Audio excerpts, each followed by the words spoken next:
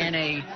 That was your life? Yes. Wow. Yes. Okay, now you're in a box. Wait, you're in a box in Atlanta, sleeping. Your mind is because of alcohol. Did you know you were in such a state, or are you just kind of tripping so far you didn't really even know it? Probably from the time I was 9 years old, Matt, it started.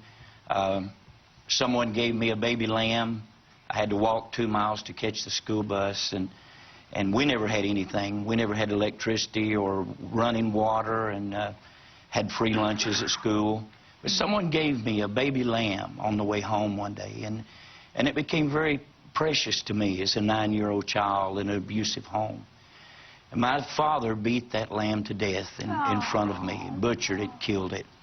At 9 years old, my heart just became hard. I began to scream, ran off into the mountains, screaming, "He's killed my lamb." But I made a promise that I'd never shed another tear, and anybody that got hurt from there on, it would be someone else.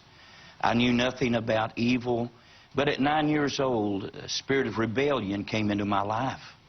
And from that point on, I was throwing rocks at police and trying to burn down the schoolhouses and stealing cars.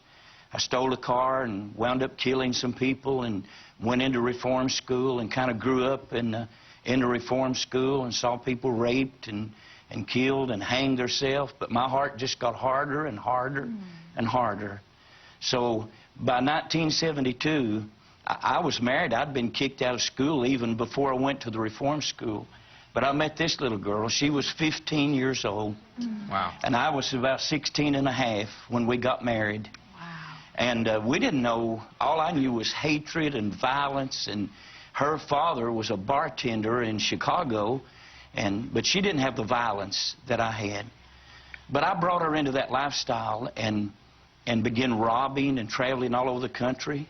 Together? Together, robbing stores. You were like a Bonnie and Clyde kind of thing? Yeah. Are you kidding me? I'm serious. Look at her. I'm She serious. couldn't hurt anybody. Yeah. Now, Matt and I have done some fun things. But I waited in the car. wow, She you was guys. the getaway She was driver? a getaway driver. Oh, my God. I've never met a getaway driver. Raised in She's a Arizona. pretty good driver, you know. So. But she had a good teacher. You guys. Her dad hauled moonshine and whiskey, so she had a good teacher, you know. Yeah. to drive her, so. Knew how to get out of town, huh? Yeah. Okay, so Wow. this really you're not making any of this No, up. sir. You're not. No, you got this a criminal record apparently Yes. as long as you're Wow. armed. Yes. Okay. very, Now, very did you much so. know what drew you to this kid? What'd you say? They never caught me. Well, they're watching right now. They are. There's a police officer standing right there. I know. Okay.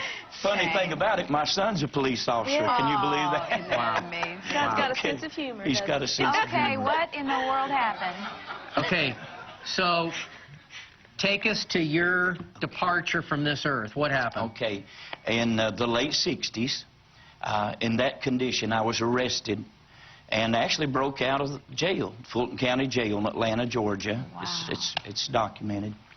And but it's past the statute of limitations. Thank you, See, Jesus. gray hair now, see? Yeah. Gray hair. So, Wow. But here's what happened.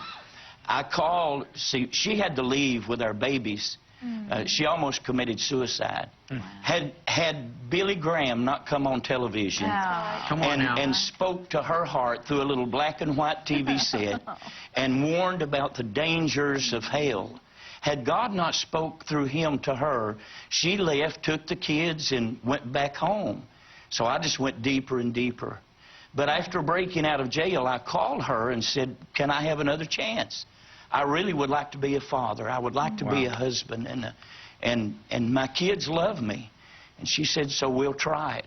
And we did try. She tried to help me. She'd lock me up in the bathroom and the bedroom, and I'd break the doors down That's one way to climb do out it. the windows. I had to get to the drugs and the alcohol. Wow. But in 1972, I went down to the corner market. My little son was with me. He was 5 years old, and I was a violent person, man. I mean, I'm ashamed of it now, but I was full of it. And I walked into that market, and a man was coming out the door, and he shoved the door, and I shoved the door, but that's all it took. I exploded in anger and busted his head, knocked him down on the floor, and people were screaming. My little son saw all this, but that man didn't stay down. He got up with a broken 16-ounce glass bottle and started stabbing me.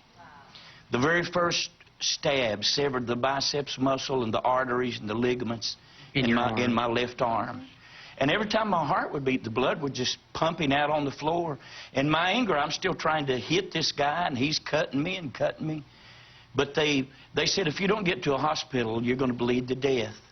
And they put me in the passenger side of a car and drove me to the nearest hospital. By the time I got there, I was virtually dead. I almost bled to death.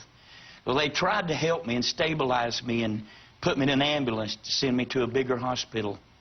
And in the back of that ambulance, laying there, 25 years old, with bleeding ulcers and my hair falling out and a nervous wreck and no reputation, a young man looked down into my face, a paramedic, and said, "Sir, do you know Jesus Christ?" Hello. Wow. I didn't know Jesus. I didn't know what he was talking about. I was so paranoid. If anything intimidated me, I lashed out at it. Wow. It made me angry and worse. So I started cussing him and his Jesus. I cursed. That's all I knew. That's all I knew. And he kept saying, "Jesus loves you. If you'll call on him, he'll help you."